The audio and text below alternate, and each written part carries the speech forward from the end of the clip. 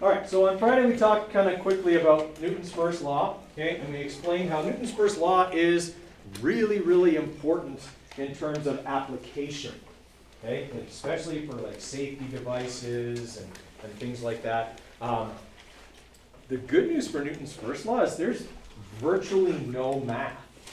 There's virtually no problem solving to do with Newton's first law. It's simply a concept whose applications you need to understand. Okay? You're never going to get a Newton's first law problem to solve. Okay? Newton's first law says that an object at rest remains at rest. An object in motion remains in motion at a constant velocity unless acted upon by an external unbalanced force. Okay? It's telling you this is what things do. There's really not much else you can do with that, mathematically speaking. It's just something we have to understand. Okay? There are lots and lots of situations governed by Newton's first law. Okay? For example, concussions. Okay? You get a concussion because your brain slams into your skull. And you get like a bruise or a small bleed on your brain. Okay? Now, why does your brain run into your skull? Because your head comes to a sudden stop, your brain isn't really held completely still inside your head. It's more like water. So the second your head stops, the water rushes to that, and it's how the world works when your brain hits your head and then doesn't feel it. It doesn't feel good. Okay? But it is. It's actually one of two situations. You're moving at a high rate of speed and stop suddenly. Okay? And exactly as Ty described, your brain is surrounded by something called cerebral spinal fluid. It's water, basically. Okay? That surrounds your brain. Your skull is like a helmet. Like a helmet. It is not a helmet. Okay? So don't go bashing your head into things on purpose. Okay? It is not a helmet. Okay? Evolution has worked for millions of years to produce something to protect your very important, very delicate brain, but it's not a helmet. It's good, but it's not a helmet. Okay? And so if you're moving along and you stop suddenly, well, your brain keeps moving. Okay? And it'll smash into the front of your skull or the side of your skull, whichever way you were moving. Okay? Similarly, if you were standing still and were violently hit, you can also get a concussion from that. Because your brain stands still and your skull moves and your skull slams into your brain instead of the other way around. Okay? So either one can cause that to happen. Okay? You sometimes see people get in hockey a concussion and they weren't even moving. Okay? Someone came up behind them, like cross-checked them from behind or something like that, okay, and their head violently moves. It's the same thing that causes whiplash. Okay? That's also Newton's first law. If I'm sitting still in traffic and somebody hits my car from behind, my body moves forward, but my head stays still, okay, and it whips back. That's why it's called whiplash, okay, because my body is moving forward, but my head is trying to stay where it's at, and if I don't have my headrest in the right position, my neck bends like this and can compress or fracture the vertebrae in my neck. Okay, all of those are a Newton's first law situation. Okay, we talked about how on Friday, if you're not wearing your seatbelt, you're going to be ejected from the vehicle because of Newton's first law. You will continue moving along at whatever speed the car was moving when it stopped. Okay? And you will continue to do that. Right? So all of your car's safety devices are designed around Newton's first law. And a bit to an extent Newton's second law as well. Okay? It's not the force that kills you or hurts you in an accident. It's not the force that acts on you. That can be, painful and unpleasant. It's the acceleration that's produced by that force that can be the problem, right? So we learned about this formula already. Okay? Anything that can make t smaller, make t bigger, so I said it backwards, make t bigger is going to help you out. Because if t gets bigger, what happens to a? It gets smaller, dividing by a bigger number. Okay? So there's two ways to reduce the acceleration in a crash.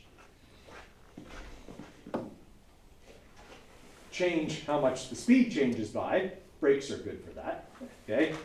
Or make the crash take longer. Now that might seem counterintuitive. Crashes are unpleasant, they're scary. Okay? Why would we want them to take longer? Just get it over with. Actually, no. Okay? You want the crash to take as long as possible because the bigger T is, the smaller A will be. Okay? And it's the acceleration that's going to hurt you. Okay? So, when you get in a crash, you hit your seatbelt. Okay? And the seatbelt keeps you in the car. But it also stretches, believe it or not. If you've ever been in an accident and hit your seatbelt, it sure doesn't feel like it. Okay? But it does actually stretch. Okay? If you get in a crash strong enough to trigger your airbag, you will also destroy your seatbelts. They will have to be replaced if your car is even capable of being repaired at that point. Okay? Usually an airbag detonation is pretty much a ticket to write-off bill, okay, for your car. But okay, your seatbelt is actually somewhat elastic. So when you hit it, it will stretch slightly. Now, is that going to slow you down faster or slower than a seatbelt that doesn't stretch? Slower, yeah, because it's that little bit of give. Okay? It's the same reason we have airbags. Okay? Airbags keep us from hitting things in the car, okay? But also when I hit an airbag, I slow down more gradually than if I hit the steering wheel. You laugh. Back in the day, before airbags, everyone who was in a car accident had the same scar. Right here.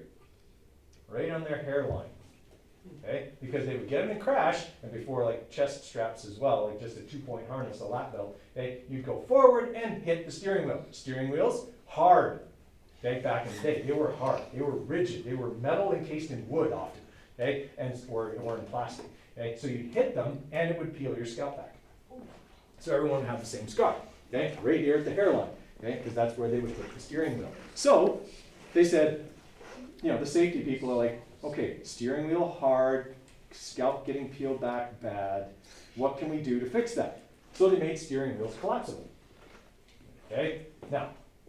Today, steering wheels are still, to an extent, collapsible, but it's almost moot because you have airbags and you have a steering column in most cars that actually collapses and moves the steering wheel away if it gets enough force put on it. Okay, so having a steering wheel that'll cave in if your head hits it is pretty much moot because your head's never going to hit it anymore.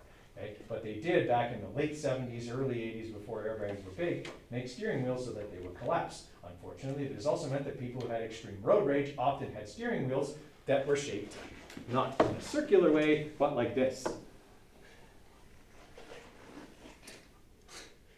Because they would get ragey, and they would hit the steering wheel, and they would collapse. Okay? They were built that way, though, because that could protect people's heads. Okay? The steering wheel would literally collapse if enough force was applied to it. Okay? Now, the whole column, the big thing that comes out from the car and attaches to the back of your steering wheel, will actually break and go away from you if you hit it with enough force. So that means you hit the airbag and you're still pushing on it with enough force that it's designed to collapse and go away from you. Okay? All of that makes the crash take longer. Now, what are cars designed to do also in a crash?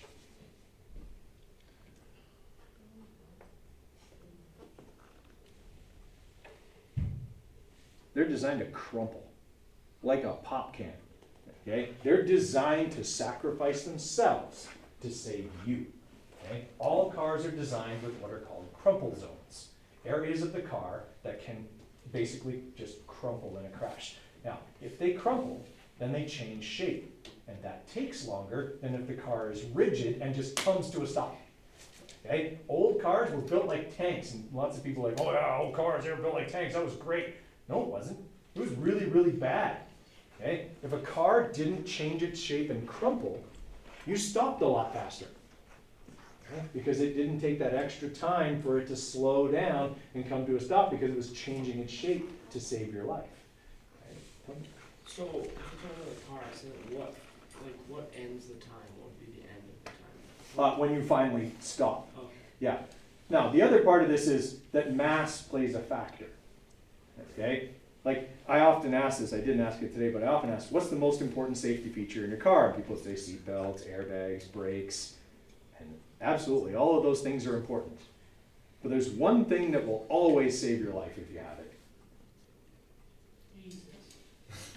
Yep, I agree 100% with you there. Unless he decides it's your time. So, if he decides it's your time, he'll save your soul. Maybe not your life. Okay? because that's up to him. We don't get to choose that.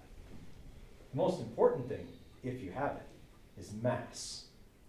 You ever see a smart car win a collision with anything other than a motorcycle?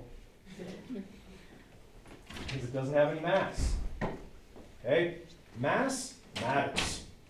It's a big factor in collisions. That's why semi-trucks never lose. Okay? Semi-truck gets in a crash, semi-truck driver always walks away. Okay? Especially if it's with a smart car.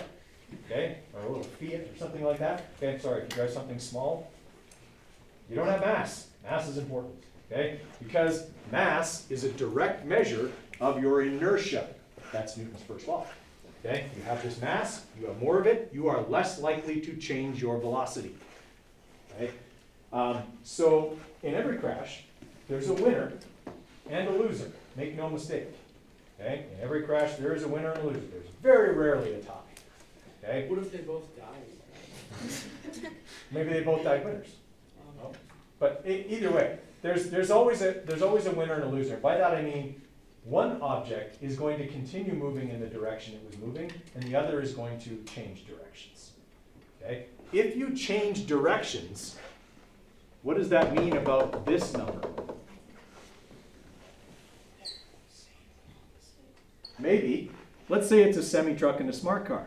Okay? If I'm calculating the velocity, the acceleration of the semi-truck, let's say that the collision occurred when they were both moving at 25 meters per second. Well, the final velocity of the semi-truck is going to still be positive. It's going to still move forward after the collision. Okay? So it's going to be like 25 minus 10, and let's say it takes 1 second, right? So we're going to have 15 meters per second squared here. But if I'm talking about the smart car, it was moving at 25 meters per second, but at the end, it was going backwards. That means the number on the top is big. Number on the bottom is the same for both of them. The crash takes the same amount of time, regardless of which car you're in.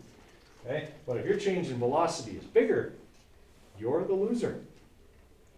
Okay? And the only thing that can affect that is mass. Okay?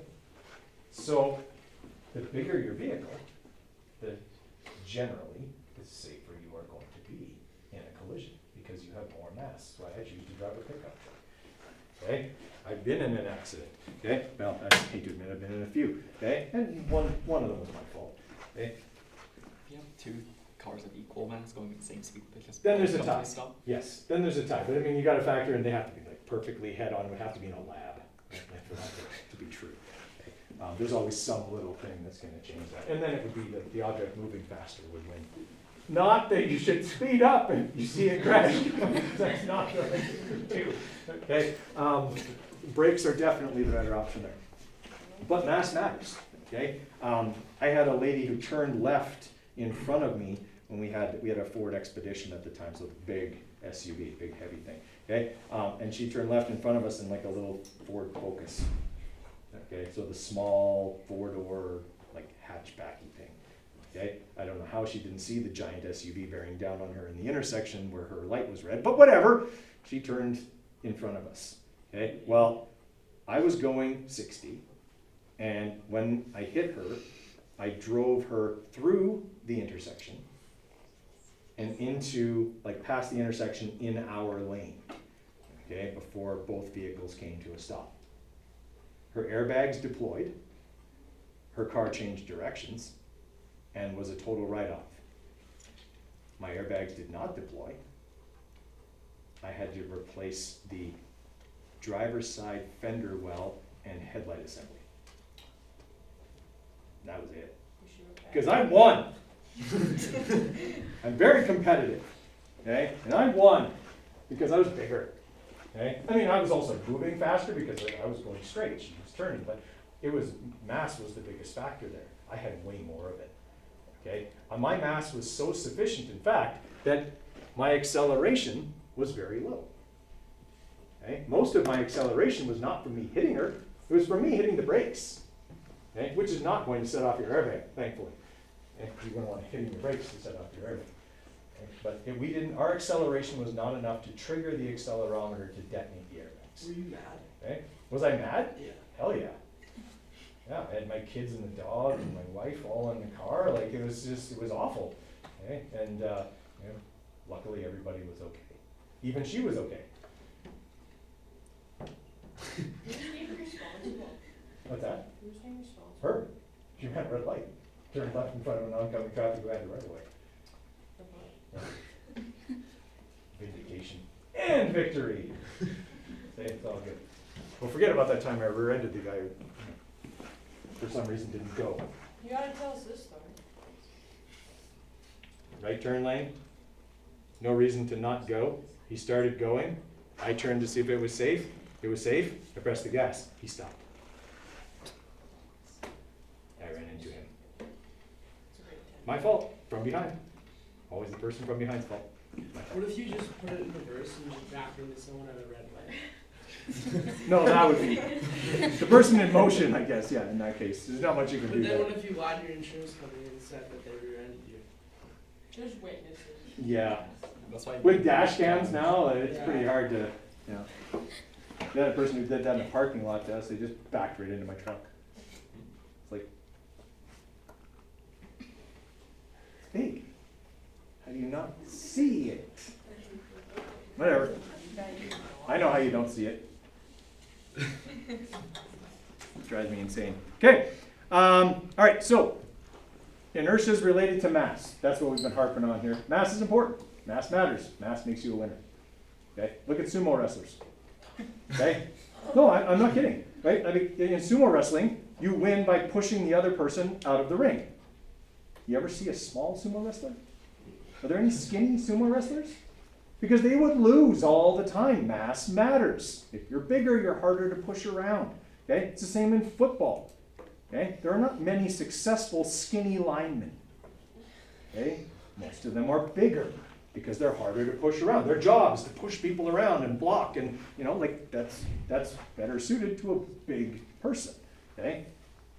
Now, at the same time, you don't, if you're a wide receiver, you're probably not the really big guy. You're the fast guy. Okay? Instead.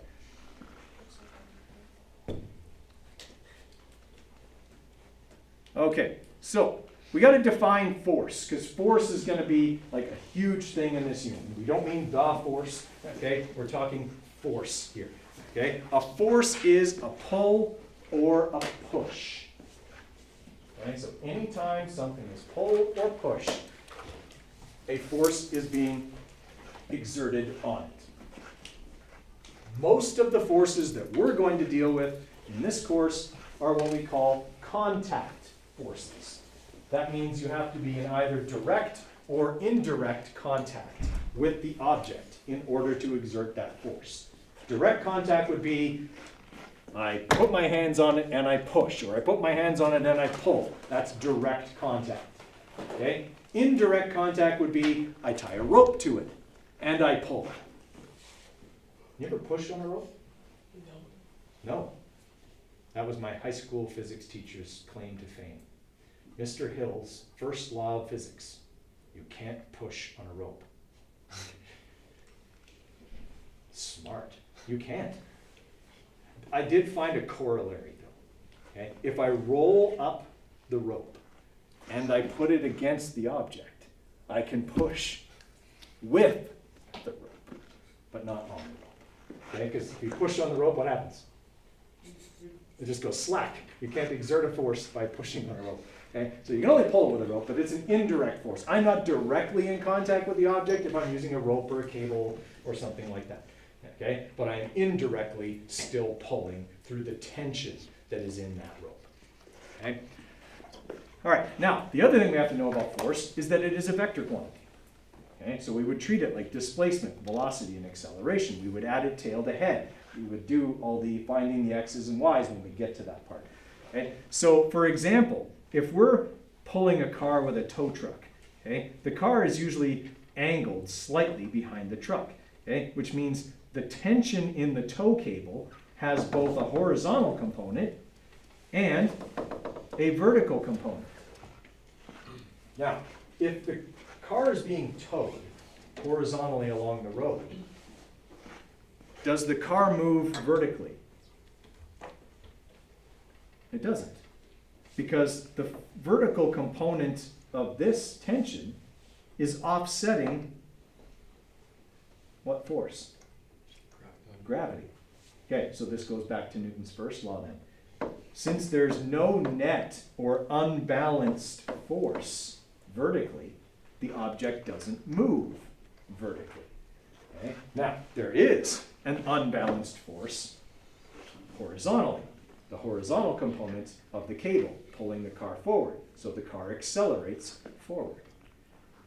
Okay? Would there be any forces acting backwards? Drag, you consider the force. Drag, which we usually call friction. Yep.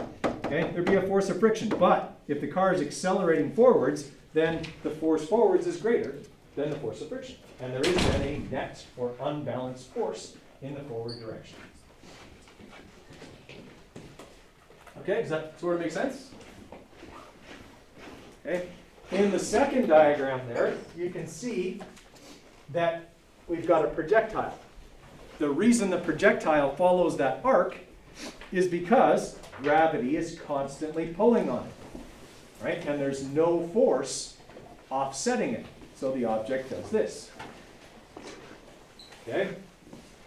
Now, in the perfect physical world where there'd be no drag, no friction, okay, the object would travel at a constant velocity horizontally, just like we learned they did back in Unit 1. Okay? We said the vertical component was accelerated because gravity is the unbalanced force, but horizontally, since there's no friction, the object traveled at a constant velocity. Okay? That's Newton's first law. There's no unbalanced force, so the velocity doesn't change. Okay? Everybody okay with that idea? Right? And then, obviously, if we exert a big force on something, okay, just pushing on it directly like that will cause an acceleration. Okay? Push the wall over with the bulldozer. Okay? So, generally, forces are going to be drawn as vectors, just like displacement and velocity and acceleration were in the last unit. Okay, so mass, as we were saying. Okay? An object's mass is a measure of its inertia. The more mass you have, the more inertia you have, the more you have a tendency to continue what you were already doing. Okay? So a penny has very little mass, but a supertanker has a lot of mass. Okay? It's very easy to accelerate a coin. Okay? Like if you just give it a little flick, the coin will fly away. If you flick a supertanker, all you will hear is a satisfying ping against the hull because you're not going to make it accelerate at all by doing that. Or are you? Fraction of something. In the real world, no. But, I mean, it's not, the super tanker's not going to move. But if you made it ping, you made part of it move. Okay? The hull vibrated as a result of you flicking it. That still counts. Okay? That's an acceleration. The hull went back and forth and vibrated. So you still accelerated the ship, just not, hey, look at me, I'm Superman, push, and there goes the ship. Okay, you didn't do that. Okay? All right, we'll talk more about Newton's first law tomorrow. Okay, and then we'll move on to Newton's second law, which is like 2/3 of the unit. It's big.